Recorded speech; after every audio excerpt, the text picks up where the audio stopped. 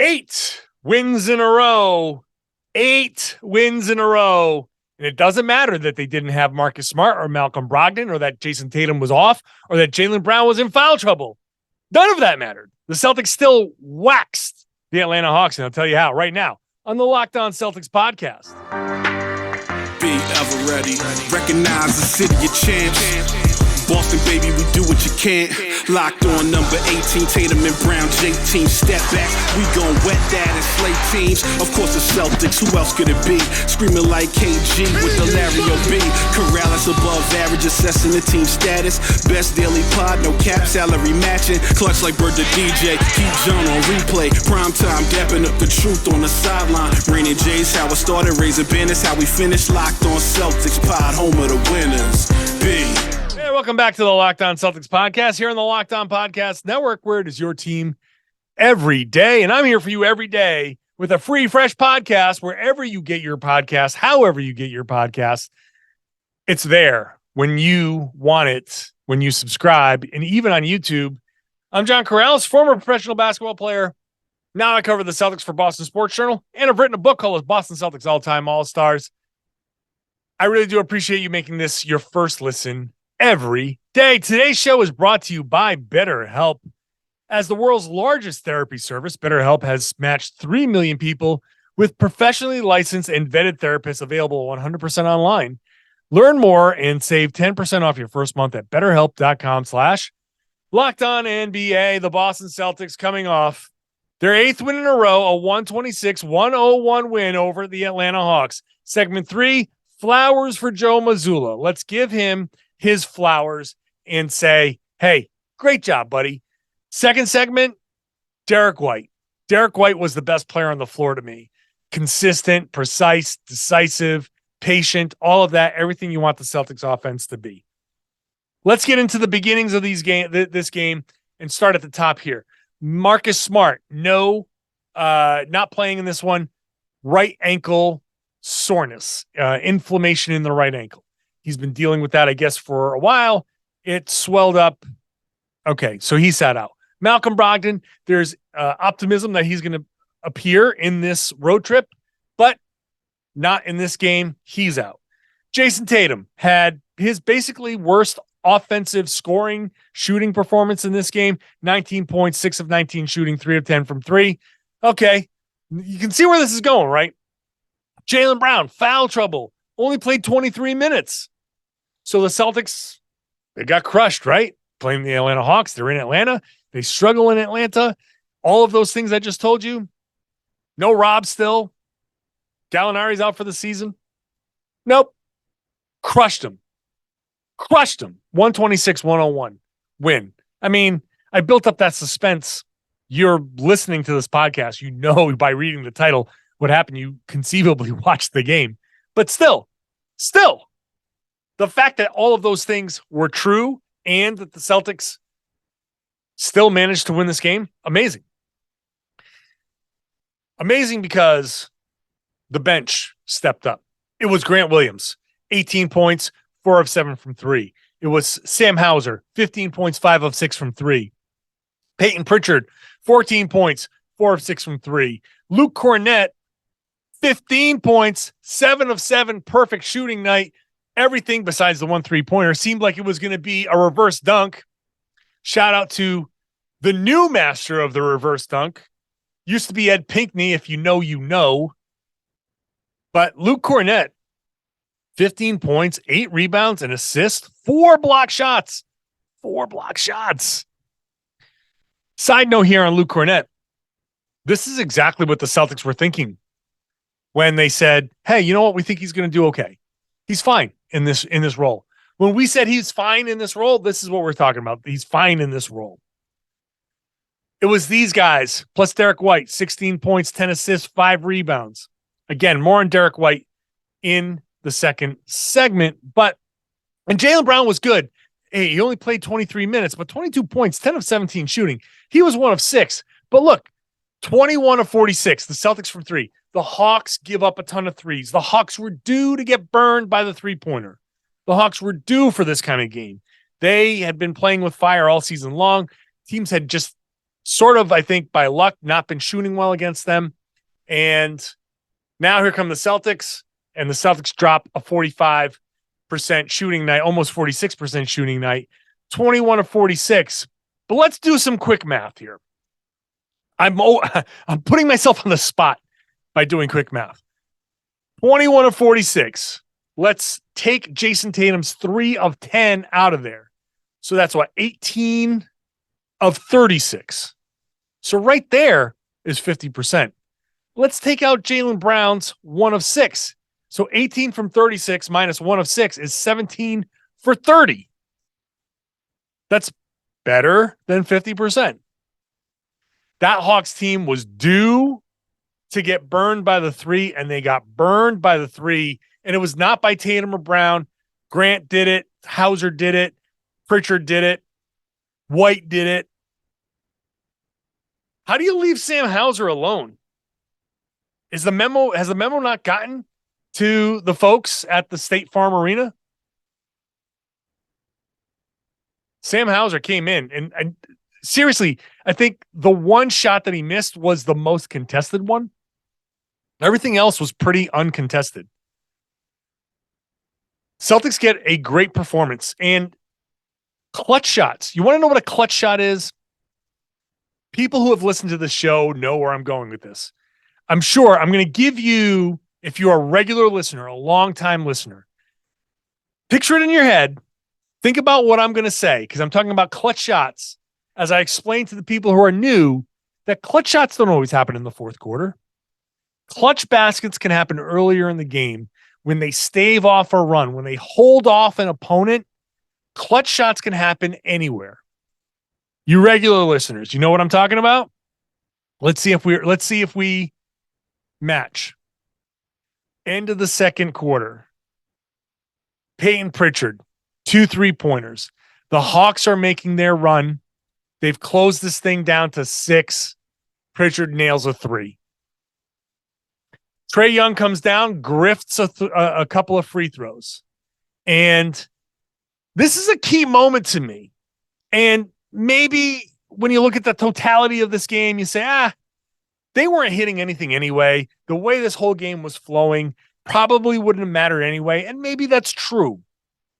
But to me, this is the Hawks making their one run. And from what I know of basketball, all of the basketball that I've watched, the one run can be the one if it's allowed to continue. It's the one run, and that's the only run when you stop it in its tracks. This is why it's a clutch basket. That's why Peyton Pritchard's two 3-pointers were clutch. After Trae hits the 2 free throws, he grifts those 2 free throws, and it very easily could have been inbounded, chuck a 3/4 court shot. They miss. The Hawks go into the half with some momentum. Trae's feeling good. Come out in the third quarter and start building on that. No. Trae hits his 2 free throws. Pritchard gets the inbound pass. Boom, boom. 2 dribbles. Fast PP over half court. Gets his feet set. Stops on a dime. Drills the 3-pointer. Now it's the Celtics that are going into the half, into the locker room with momentum. That's clutch basketball. That's a clutch shot to me. That stops the Hawks in their tracks. And then in the third quarter, the Celtics are able to pull away. And funny enough, it's when Jaylen Brown picks up his 4th foul that the Celtics are able to go on their big monster run. Because after that, it's like a 20-7 run, I think it is, that the Celtics were able to open up a 20-point lead. And after that, forget it. It's over. It's done. It's that Pritchard, those 2 Pritchard 3-pointers were huge. I think those were huge buckets. I hope you got that. Let me know in the comments of the YouTube page. I'm curious to see how many people who are regular listeners, if you're watching on YouTube, or just come on over just to leave the comment.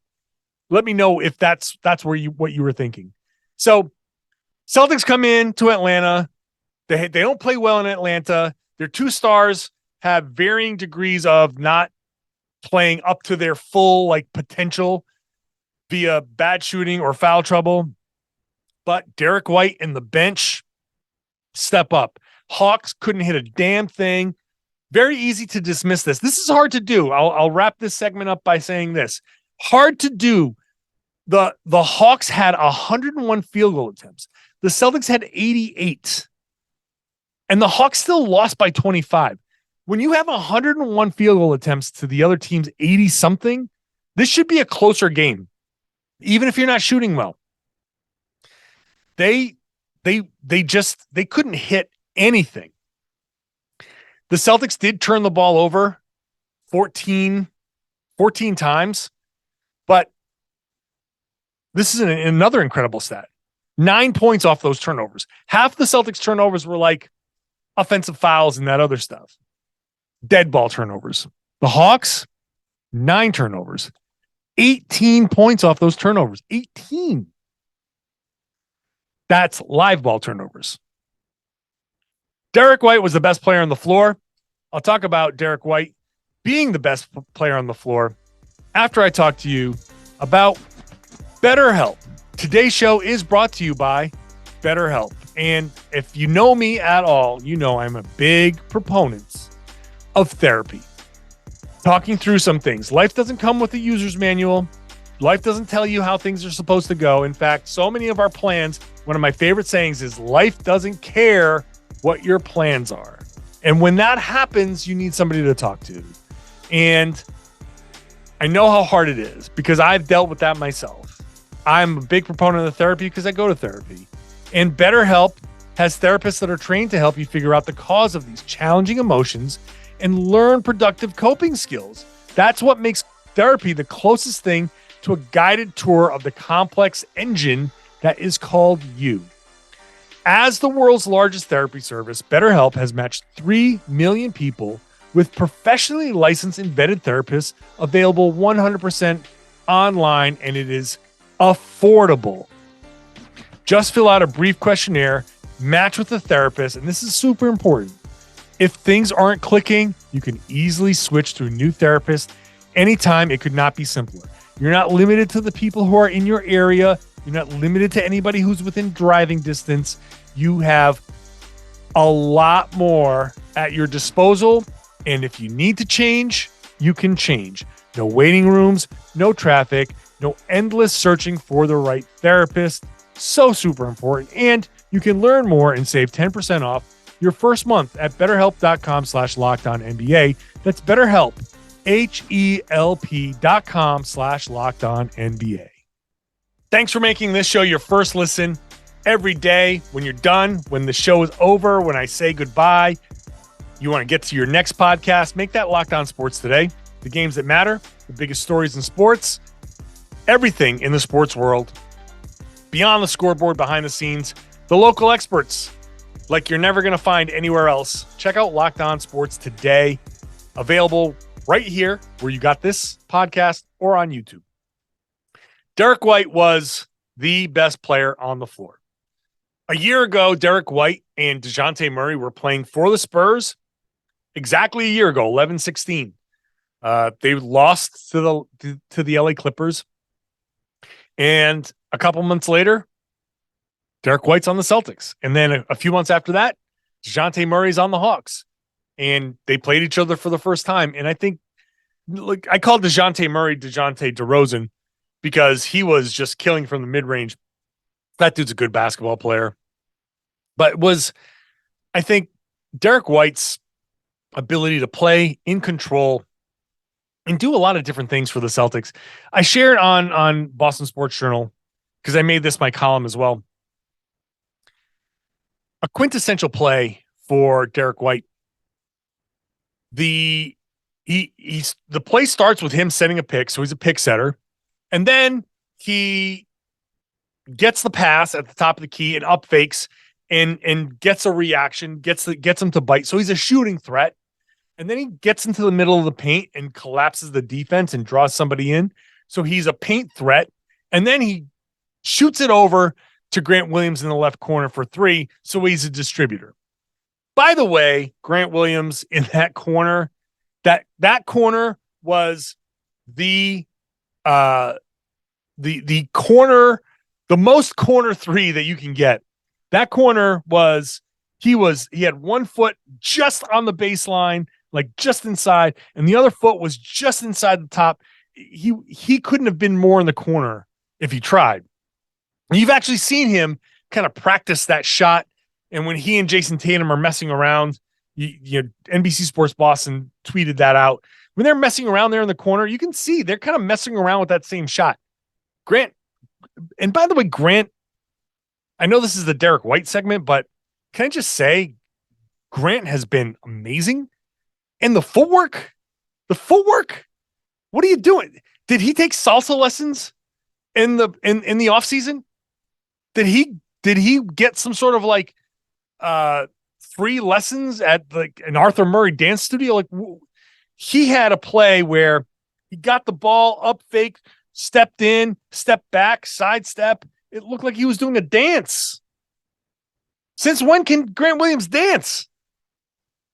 Actually, to be honest with you, I've seen some videos of him kind of messing around. I think he can dance a little bit, but the footwork has been immaculate for him.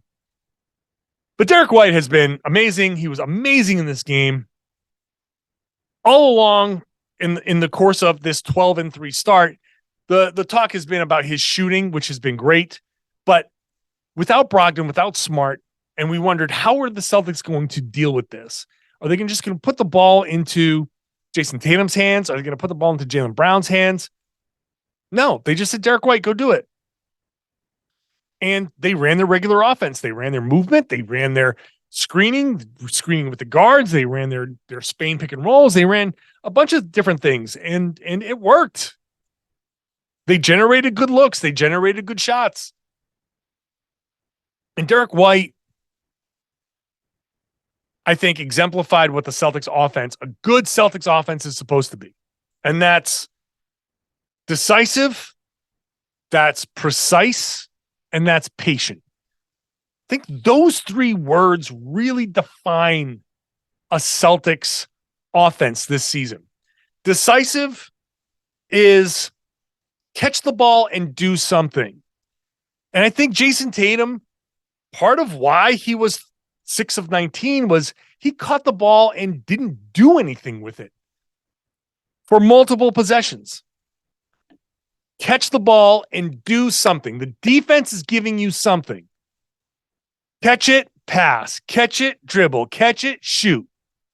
0.3 basketball. That's the goal. That's Greg Popovich, San Antonio Spurs. That's where Derrick White came from. So Derrick White gets the ball, boom, he's dribbling, or he's passing. Decisiveness. He looks at it, he processes it, boom, gone. Next step. Precision. Defense shows you something. All right, I'm going to drive. I'm driving straight down this path. Boom. Right at the rim. Pass right into somebody's shooting pocket. Shoot. Get yourself that open look. Precise. That's what the Celtics have been. When their offense is humming, that's what they do. Decisive, precise, patient. Patience is, don't worry about the shot clock, baby. You got 24 seconds. Plenty of time. Plenty of time. Move the ball. Drive it. Oh, they collapse. You got Clint Capella in front of you. Kick it back out. Next guy attacks. No problem. Capella slid over. Kick it back out. Oh, you've got 8 seconds left. Plenty of time. You got a couple more passes to go. Defense is watching that shot clock too. Defense is looking at that shot clock down at that other end. They see the clock. Catch the ball with 3 seconds. No problem. They think you're going to shoot. One more pass. Patience. If that's not the shot, you still have another option. That is what Derrick White did in this game. Decisive, precise, patient. All of those things add up to the best offense in the league. And it didn't matter that Smart was out. It didn't matter that Brogdon was out. They applied those principles and they got good shots and they got the win and they got an easy win. What does that mean? It means Joe Mazzulla is really, really good at his job. It means Joe Mazzulla deserves some flowers. Let's give Joe Mazzulla those flowers. Can we do that next? We're going to do that next. First, today's show is brought to you as well by SweatBlock. I know it's tough to talk about something as embarrassing as a problem with sweat, but I'll admit it. Sometimes I sweat. Sometimes I sweat too much. And my problem is I don't know when it's going to happen. It doesn't happen every time. I'm totally comfortable in social situations. I'm totally comfortable in public speaking situations, but you never know when it's going to happen. Sometimes my body just goes, hey, you know what? We're sweating right now. It just doesn't stop. So that's why I use SweatBlock. You get a SweatBlock wipe. Very simple. Take a shower. I use SweatBlock. And then these SweatBlock wipes work for up to 7 days. So I know if I'm going, if I've got to talk to, if I have a meeting that I have to go to, if I have to talk to a team executive, if I have to talk to any particular group, I can use SweatBlock. It's my little secret to some confidence because I'm not worried about, is this person looking at my shirt? Is this person looking at my sweat stain? No. Do I have to wear 5 layers so my first 3 layers can soak up the sweat and I'm uncomfortable? No. I just use SweatBlock. You don't have to believe me. You can go to Amazon and search for SweatBlock and see all the reviews. That tells you everything you need to know. They want you to read the reviews. Or you can go to sweatblock.com. If you don't want to buy it off of Amazon, you can. You can go to sweatblock.com, use the promo code Locked On. You'll get 20% off. If you or someone you love is experiencing embarrassing sweat or odor, my Rhode Island accent kicked in there, try SweatBlock. Save 20% with the promo code Locked On at sweatblock.com. Also available on Amazon. Hey, thanks for making Locked On Celtics your first listen every day. Head on over to the Locked On NBA feed. 2 great shows on the Locked On NBA feed. Game to Game, which is every Locked On host. I did it after this game. You record about a minute telling you about what happened in the game. You get the Hawks side, you get the Celtics side, and you have that for every game. So get caught up on the night in the NBA. Super quick, super efficient. Both sides of the story, game to game, and then listen to Locked On NBA. It gives you the nuance, the added perspective. It's all on the Locked On NBA feed. Get it where you got this podcast. You can also watch them on YouTube. All right, Joe Mazzulla, he hasn't gotten enough credit. He hasn't gotten his flowers, and we're giving it to him right now. Because when the Celtics are missing this many guys, when things aren't going this well, I think, look at the last 2 games. I think if you look at the OKC game, if you look at this game against Atlanta, either game, if they lost them, you'd say, you know what? I get it. Celtics let down game against OKC through 3 quarters. It wasn't there. You can say, hey, you know what? Pack it in. You just take the tough loss. It was a bad loss. You just suck it up. People will forget about it. You move on. You're still one of the best teams in the NBA. You move on. Okay, they won that game. So you go to Atlanta. They're 11-3 going into Atlanta. No Brogdon, no Smart. Tatum's off. Jaylen's in foul trouble. Say, okay, congratulations, Atlanta. Just too much. It's too much to overcome. Too much. But no. Celtics go out. They put up a big first quarter, take a big lead. Second quarter, Atlanta makes their run. Celtics answer. Third quarter, Jaylen Brown sits down. No problem.